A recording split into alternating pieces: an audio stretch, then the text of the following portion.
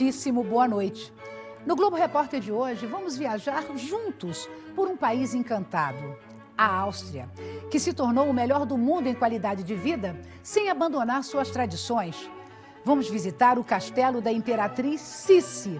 Luxo, beleza e história em 1.400 aposentos. Bem, a natureza é um capítulo à parte. Nós percorremos a mais antiga mina de sal do mundo. Atravessamos uma caverna milenar na rocha recoberta de gelo. E foi uma emoção voar sobre as montanhas do Tirol, o lugar onde foi inventada a tirolesa. Nós conhecemos o Jardim da Noviça Rebelde e experimentamos as tortas e doces considerados os mais saborosos da terra. E tem mais. Curtimos um baile ao som das famosas valsas vienenses. Então, convidamos você a fazer esta viagem com a gente.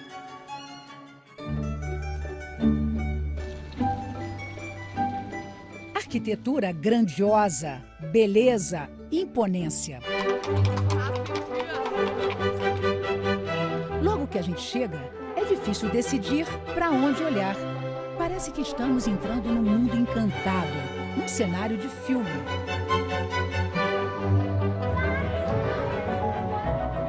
Um país pequeno, bem no coração da Europa, a Áustria tem pouco mais de 8 milhões de habitantes que se dividem entre o campo e a cidade. Conforto, muita tranquilidade e bem-estar. Aqui, a vida é assim. Viena, a capital austríaca, é desenhada por palácios e castelos que contam a história do país. No passado, a Áustria era um poderosíssimo império que queria conquistar o mundo. Hoje é um país moderno que se orgulha de outras conquistas. Viena foi escolhida pela 6ª vez consecutiva a cidade de melhor qualidade de vida no mundo. Vários fatores contam nessa escolha: educação, saúde, lazer, ar puro. Mas aqui, com certeza, 2 fatores pesaram muito nessa escolha: o verde e a qualidade da água. É uma água limpa, pura, que desce dos Alpes. Aqui você pode beber água em qualquer lugar. Olha.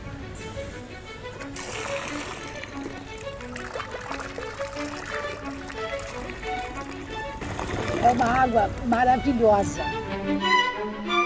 Puríssima. A água abastece 900 fontes da cidade e também chega às torneiras de todas as casas. É só olhar com atenção a capital do país para entender por que a qualidade de vida é fundamental para os austríacos. Você não precisa ter preocupação com a segurança. Você anda com toda a tranquilidade na cidade de Viena, sem preocupações. O Manfred é austríaco, mas vive há 7 anos no Brasil. Ele veio para Viena de férias com a família. Além da segurança, o que Viena tem de mais assim especial? Eu acho que a escolaridade é um fator importante. Você nunca pensou em morar aqui, não? Sim, algumas vezes pela segurança, né? A educação das crianças, a família. A saúde pública, transporte público funciona, é uma maravilha aqui, você não precisa usar o carro. Carros, ônibus, bicicletas e muitas charretes. Este tipo de transporte, herança dos tempos imperiais, os vienenses fazem questão de preservar para manter viva uma época da sua história. Schönbrunn não é o maior, mas é o mais belo palácio de Viena. Ele ganhou importância por ter sido a residência de verão da família imperial, os Habsburgo. Foi aqui também que viveu Isabel da Baviera, a Sissi, que foi imperatriz da Áustria e rainha da Hungria. Sissi era uma imperatriz diferente. Ela não gostava e não se adaptou às formalidades da corte. Foi assassinada. A vida da imperatriz Sissi virou filme.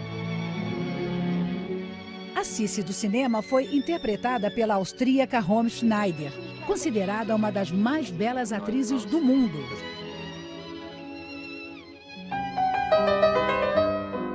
A Sissi real também está assim, belíssima, nas telas espalhadas pelo palácio. Isabel da Baviera, a Sissi, viveu no século XIX, na época em que Áustria e Hungria formavam um império. Era um tempo de requinte, esplendor e muita vaidade. Era aqui nessa parte do palácio que ficavam os aposentos íntimos de Sissi, a imperatriz. Ela era uma mulher muito vaidosa, preocupada com a beleza. E ela queria, acima de tudo, ser sempre magra. Daí, 3 vezes por dia, no mínimo, ela vinha se pesar nessa balança aqui. A Sissi tinha 1,74 m de altura e 1,80 m no comprimento do cabelo. Daí ela só lavava a cada 15 dias aqui, nessa espécie de salão de beleza. Ela vinha para cá e várias empregadas ajudavam a imperatriz a lavar e pentear toda aquela cabeleira. E era aqui o quarto onde a Sissi dormia. Quando a gente pensa em nobreza, não tem muito luxo, é um quarto bonito, mas simples. Agora, detalhe, toda essa madeira que a gente está vendo na cama e nos armários veio do Brasil, é o jacarandá brasileiro. Esse era o luxo da imperatriz. Schönbrunn é um palácio que simboliza todo um período de guerras, conquistas e poder. Ele foi construído com a ideia de tentar ofuscar a beleza e a grandiosidade do Palácio de Versailles, na França. Schönbrunn tem 1.441 aposentos, onde viviam mais ou menos 3.000 pessoas, a grande maioria empregados. Hoje, só 40 aposentos podem ser vistos pelo público. Schönbrunn é a atração mais visitada de Viena.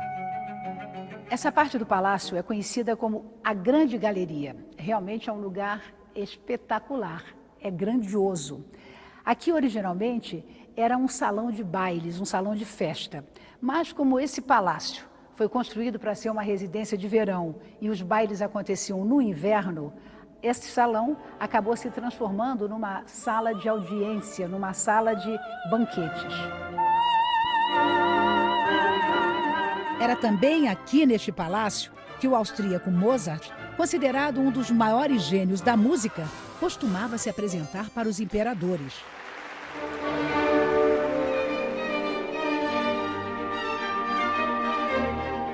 No interior de Schönbrunn, o tempo era embalado pela música e pela dança. A valsa é uma das maiores tradições da Áustria.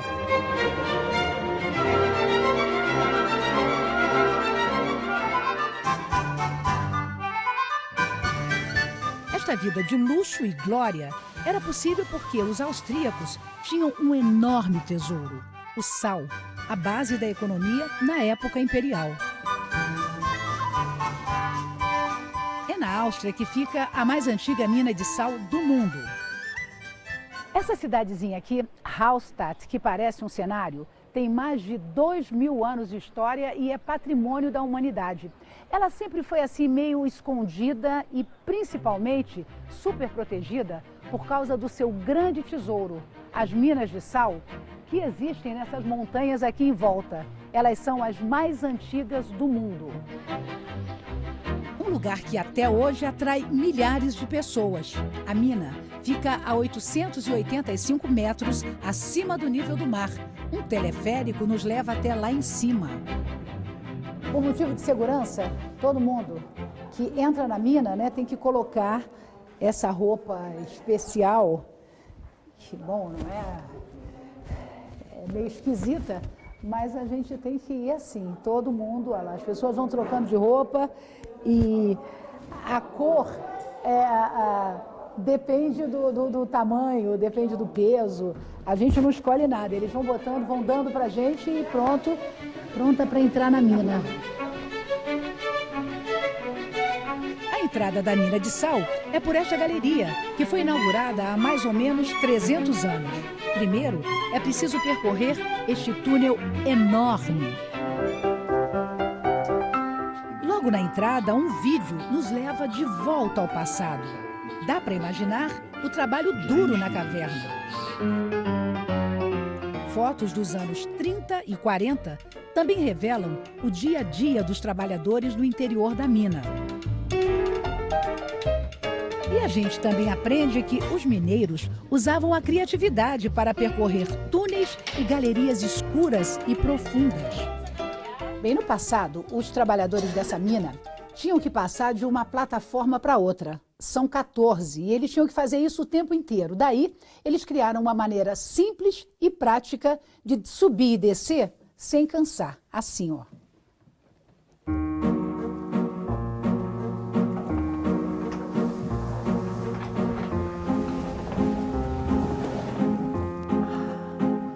Pois é legal. É legal e funciona. No passado, para os mineiros, era um caminho de trabalho. Hoje, para quem vem conhecer a mina, é simplesmente diversão.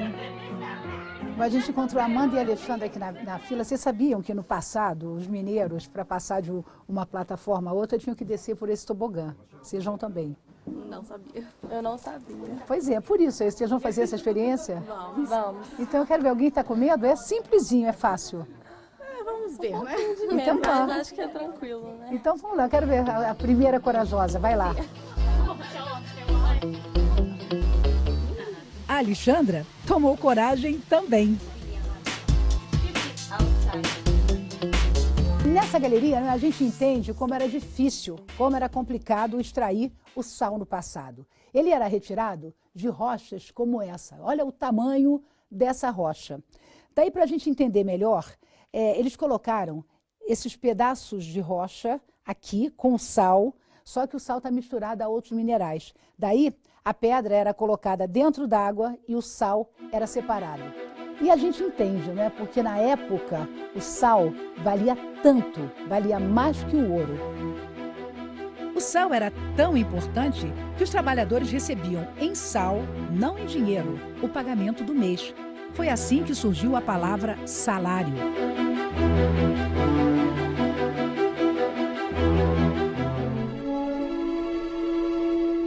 Esta imagem refletida nas águas do Danúbio, o rio mais famoso da Europa, é um dos símbolos da Áustria. O Mosteiro de Melk, uma das mais belas construções do país, fica no Vale do Danúbio. Essa paisagem belíssima aos nossos pés é o Vale do Danúbio, que se estende por 35 quilômetros. E o rio Danúbio, olha, está ali, no fundo, lindo. Toda essa região é preservada, é patrimônio da humanidade, porque a arquitetura, as plantações se mantêm praticamente como no passado, como nos tempos medievais. E uma das características aqui, olha, são as plantações nas montanhas. Tudo isso que a gente está vendo é plantação de uva. Nesta época do ano, os damascos estão crescendo. No verão, os dias mais longos e cheios de luz deixam o Danúbio ainda mais bonito. É o melhor momento para se conhecer o Mosteiro de Melk. Essa construção espetacular, que originalmente era um castelo, foi erguida por uma família de duques e marqueses, os Babenbergs, que mais ou menos 1000 anos atrás doaram tudo isso para os monges beneditinos. Hoje, o Mosteiro de Melk é o mosteiro barroco mais bem preservado de toda a Áustria.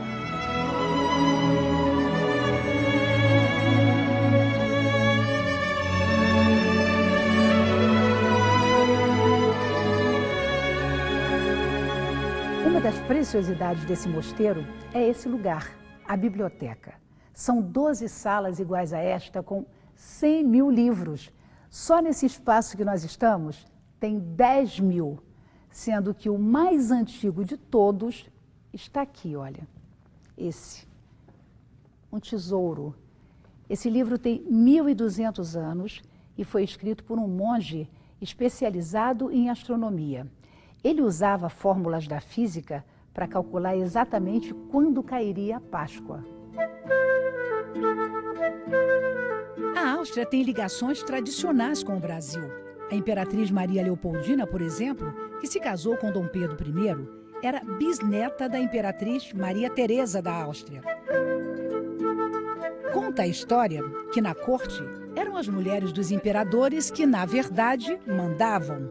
Hoje, muitas brasileiras vêm ganhando importância no país. É bom viver aqui? Eu gosto muito de viver aqui porque eu nasci num lugar muito pequeno no Brasil, numa fazenda. Então, eu gosto de tranquilidade. Fátima veio de Goiás e hoje é vice-reitora da Universidade de Salzburgo. Ela é cientista, formada em biologia molecular e especialista em alergia. Fátima vive aqui há 25 anos. É um país que se esforça muito para ter qualidade e não quantidade. É a qualidade de vida, né? A qualidade do sistema social, é a qualidade de alimentos. Ela conta que a maior dificuldade foi falar alemão. Eu nunca tinha estudado alemão, então tinha a barreira da língua, que com certeza dificulta a integração. O marido austríaco facilitou? É mais fácil, com certeza. De onde vem assim tanta determinação, tanta coragem? Eu acho que eu colhi toda essa determinação da minha mãe. Ela sempre nos ensinou que o trabalho é uma coisa sagrada, que nos dignifica. E não importa o tipo de trabalho.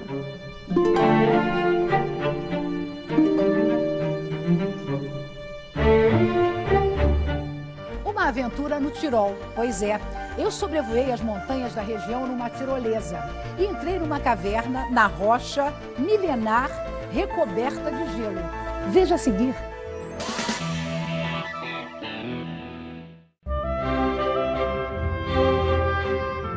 Uma das maiores regiões da Áustria, o Tirol, ainda mantém uma arquitetura quase intocada.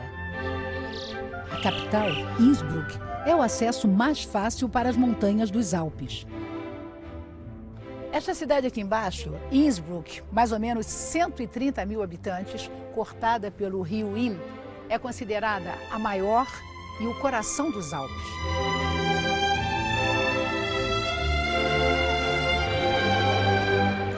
Só a partir daqui é possível a gente chegar lá em cima, olha, no topo daquela montanha, mais ou menos 2.400 metros de altura, em 20 minutos. O mais comum é chegar ao topo da montanha de teleférico, mas muita gente prefere subir de bicicleta, outros vão a pé. O importante é chegar. À medida em que a gente vai subindo, os cenários vão se transformando.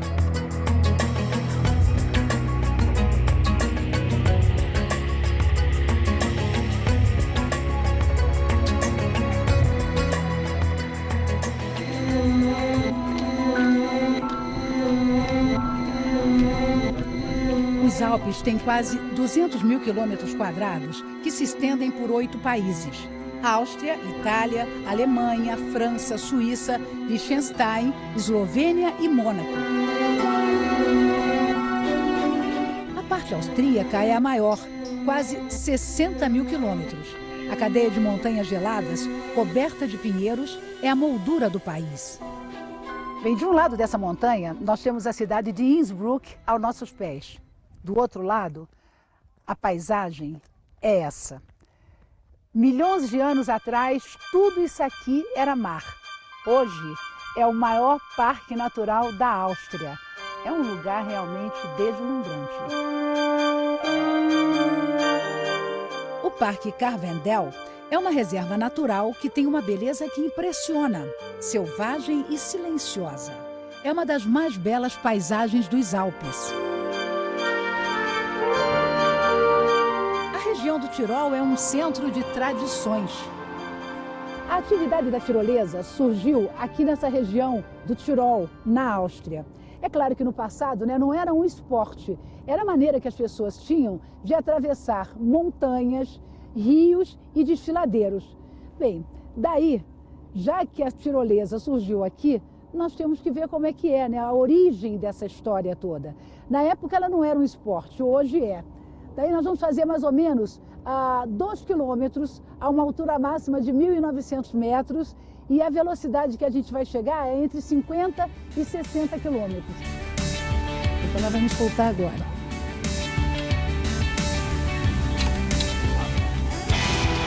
Let's go! Uhul!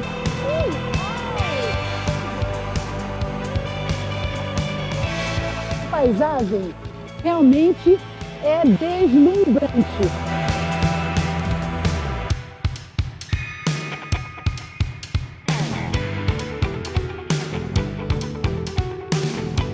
Estou chegando!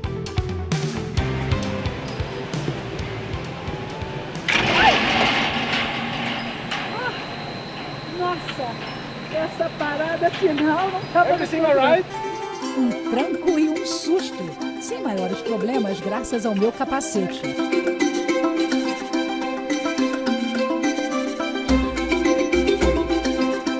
Acabou, foi maravilhoso, mas eu não posso imaginar como é que as pessoas faziam isso centenas de anos atrás por necessidade.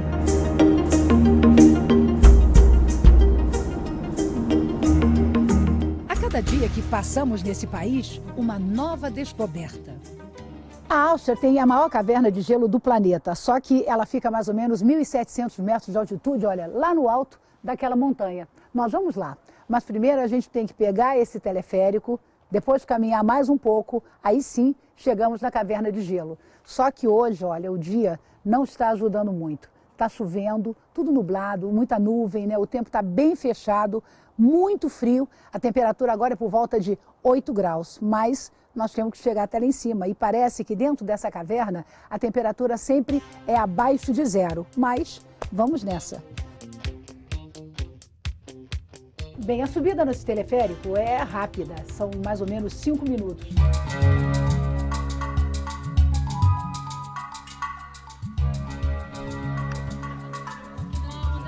Nós estamos a mais ou menos 1.500 metros de altitude. A chuva está aumentando e o frio também, não é? Quanto mais alto, mais frio. Mas a gente chega nessa caverna de gelo.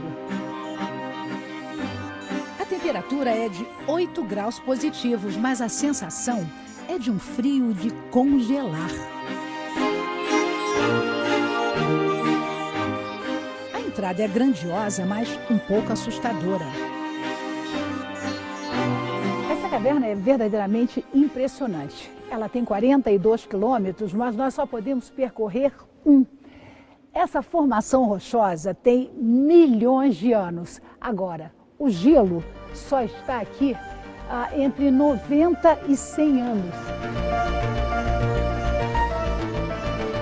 Quando a gente olha em volta, né, até assusta, porque não tem uma única luz. A luz é a que a gente tem na cabeça e a luz da câmera. É um lugar único.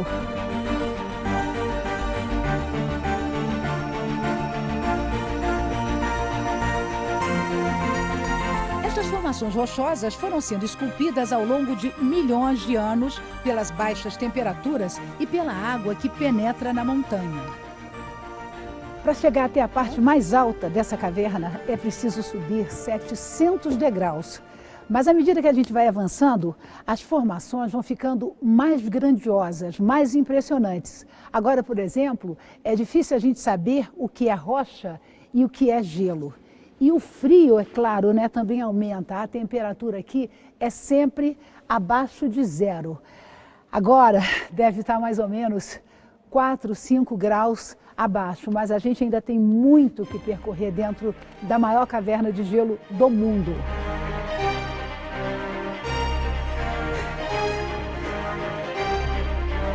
Essa parede de gelo é a melhor imagem dessa caverna.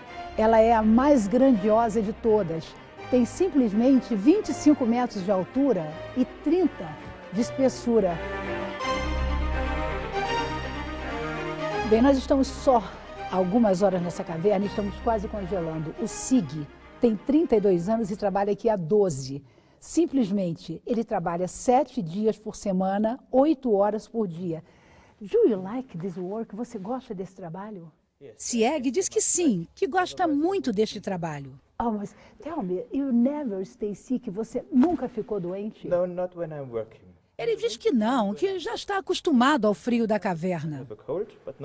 Você trabalha num lugar escuro, gelado, e você gosta disso? Ele diz que sim, muito, porque trabalhando aqui se aprende a dar importância à luz do dia, à luz do sol. Você tem namorada? Você tem família? I'm married with the cave. Ah, não! Então you are the Iceman. Ele disse que ele é casado com a caverna, ele é um homem de gelo, you are the Iceman. A gente vai continuar, que ainda tem muito gelo pela frente.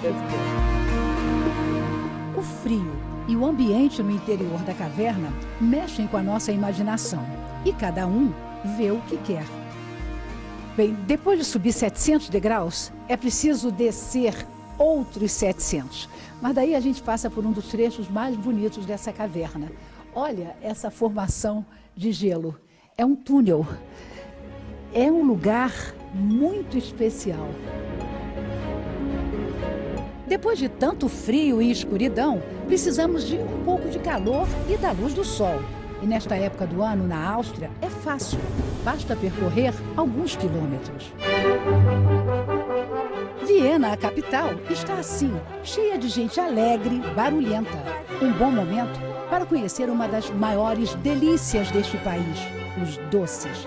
Quem nunca ouviu falar das tortas vienenses? Bem, para quem gosta de doce, talvez esse lugar aqui seja um dos mais irresistíveis da Áustria. É dessa cozinha, dessa confeitaria que saem algumas das tortas mais tradicionais da cidade. Essa, por exemplo, olha, torta de maçã, a Apfelstrudel, que acabou de sair do forno. Agora, ninguém resiste mesmo a essa torta aqui, a mais famosa da cidade. A torta de chocolate. Ela é mesmo irresistível e ainda leva uma cobertura de damasco. Meu Deus do céu, só de olhar dá vontade de comer tudo. Ele está ali finalizando e daqui a pouquinho ela está prontinha para a gente cortar e comer.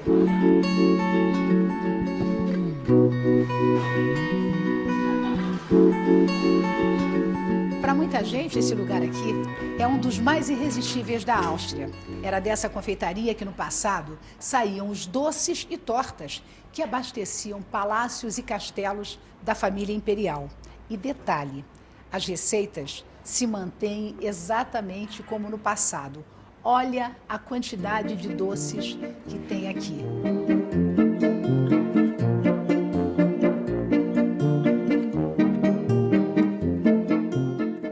O espetáculo dos cavalos mais bem treinados da Europa e um baile inesquecível. 80 casais dançando ao som das famosas valsas vienenses. É daqui a pouco.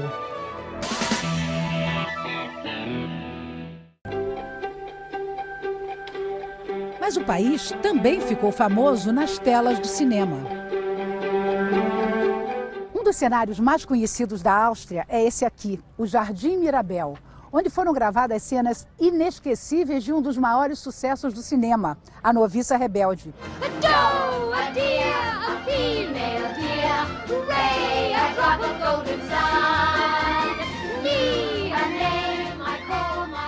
O filme conquistou praticamente o mundo inteiro, menos os austríacos, que só agora, 50 anos depois, estão descobrindo a história da família Von Trapp. O filme mostra a vida de uma família que viveu aqui de verdade. Uma história de amor entre um nobre viúvo e uma noviça. Os dois se apaixonaram quando ela saiu do convento para ser a babá dos 7 filhos dele.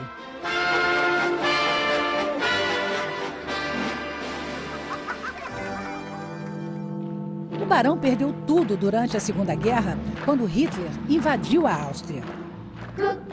Ele ficou pobre e fugiu com a família, que passou a viver da música.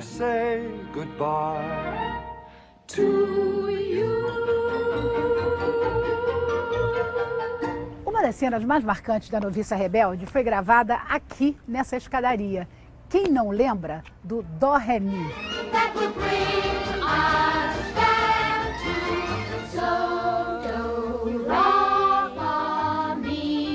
Foi o filme que eu mais assisti na minha vida. E agora você aqui na Áustria, em Salzburgo, o cenário do filme, qual é a sensação? Olha, maravilhosa. Eu já estava querendo há muito tempo e consegui esse ano. O que te encantou mais? Esse jardim. O jardim realmente é fantástico. Jardim Mirabel, né? Mirabel. Você lembra da cena ali naquela escadaria? Lindo, lindo, lindo. Eles subindo, cantando. Dó, Ré, Mi, né? Dó, Ré, Mi.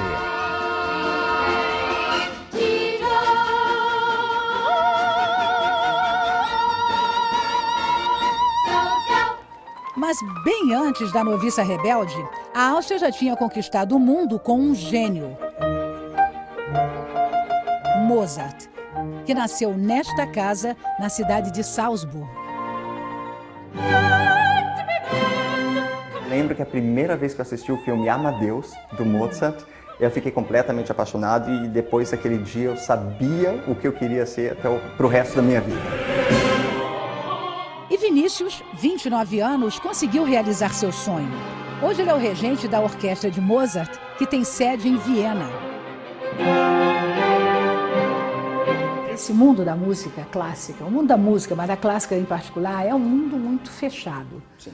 Como é que você fez para furar esse bloqueio aqui no país que é considerado o país da música? Sim, esse bloqueio realmente existe e é uma coisa muito difícil. Muitas pessoas falavam para mim, não, porque você começou um pouco mais tarde na música clássica. Como é que foi esse caminho até você chegar até aqui? Eu acho que eu comecei como praticamente todo músico brasileiro. Comecei tocando violão, amava a bossa nova.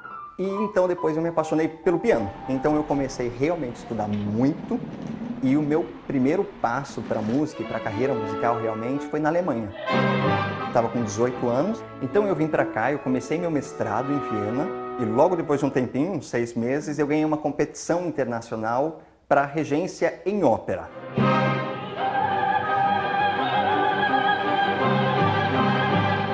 Foram 50 participantes, mais ou menos, e eu fiquei em primeiro lugar nessa competição. E só de estar aqui dentro, só de pisar no palco, cada vez que eu entro com os aplausos e tudo, é uma sensação, é uma felicidade muito grande.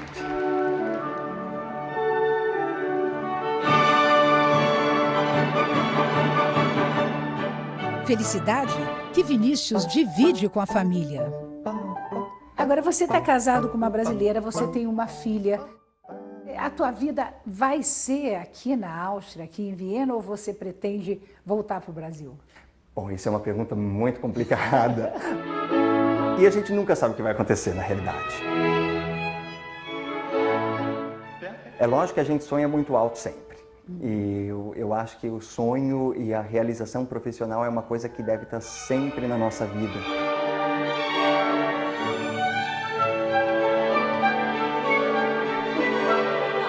Eu sempre sonhei vir para a Europa. Era um sonho meu, vir para a Europa, mas eu nunca imaginei que ia chegar tão longe, né? A música de Mozart, de certa maneira, também decidiu o destino da Maria. Ela conheceu o marido, um músico austríaco, durante as férias. Maria é engenheira civil e veio do Piauí. Gerald, você é músico, você tocava na Filarmônica de Viena. Como é que foi esse encontro? Você viu a Maria, vocês se apaixonaram? Foi amor à primeira vista? Sim, claro. Falei com ela e depois falamos num café e logo. A orquestra foi fundada por ele, pelo Gerald, em 1986. A mesma orquestra onde o paulista Vinícius é maestro. Maria e Gerhard têm 2 filhos, Sophie, 24 anos, e Philipp, 22. Ele criou a orquestra e da onde surgiu essa ideia de você administrar? Porque, na verdade, ele cuida da música e você cuida do dinheiro. Como é que foi feita essa divisão? O meu primeiro trabalho aqui foi nas ruas, como esses vendedores que você vê. Meu primeiro trabalho aqui foi vendendo as entradas para o turista na rua. Como eu sempre gostei muito de vender, meu pai era sapateiro e tinha uma sapataria e eu vendi sempre. Então, para mim, foi fascinante esse trabalho, vender as entradas para o Mozart. E até então ninguém nunca tinha conseguido vender tanta entrada na rua, era só um pouco de propaganda, e eu ia para a rua e vendia muito. E ele ficou fascinado com isso, como é que...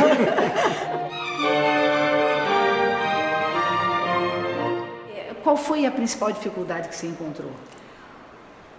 Uma dificuldade grande foi a mentalidade, bem diferente, né? O que? Diferente como? A mentalidade das pessoas, eu achava as pessoas frias, fechadas, diferente do nosso brasileiro, nordestino, né? Você sonha mais alguma coisa ainda? Meu sonho agora é meus filhos continuar crescendo o que a gente fez, e é o que está acontecendo, né? Eles já estão trabalhando com a gente, estão continuando o nosso projeto.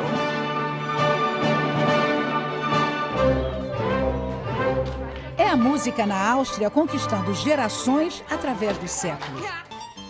Mozart começou ainda menino. Como esses garotos, os pequenos cantores de Viena.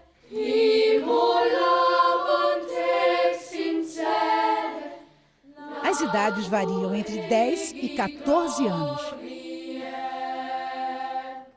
O Robert tem 11 anos e é do Canadá.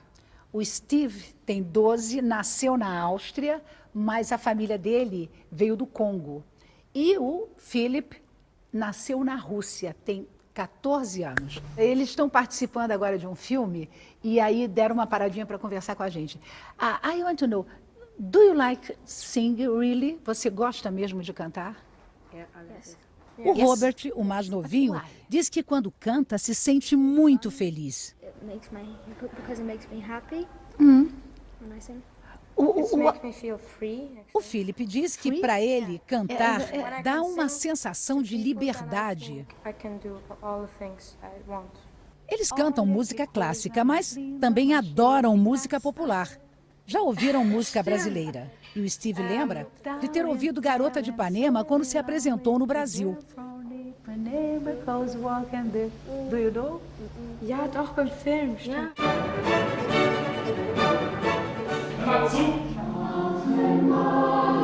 O filme que eles estão gravando se chama Os Bons Pastores e vai ser lançado na Áustria em dezembro, nas festas de fim de ano.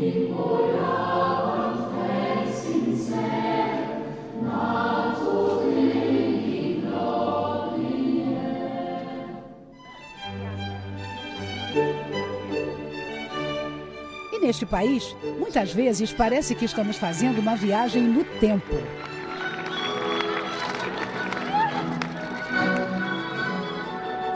Este espetáculo, um dos mais esperados em Viena, acontece na Escola Espanhola de Equitação. Os astros são estes cavalos, os lipizanos, uma raça austríaca, resultado do cruzamento de cavalos árabes, italianos e espanhóis. A apresentação deles é um acontecimento. Durante o show, é preciso ficar muito quieto. O barulho atrapalha os cavalos. Na plateia, plebeus e nobres, como a infanta Helena, filha do rei da Espanha. On the behalf of my father, King Juan Carlos. A festa na Escola de Equitação de Viena é uma das mais belas do país. É um dia intenso, animado. Além da música, baile é uma das grandes tradições austríacas. Só em Viena acontecem 450 por ano. Este, na Escola de Equitação Espanhola, é um dos mais grandiosos. 80 casais dançaram a valsa. Olha que bonito!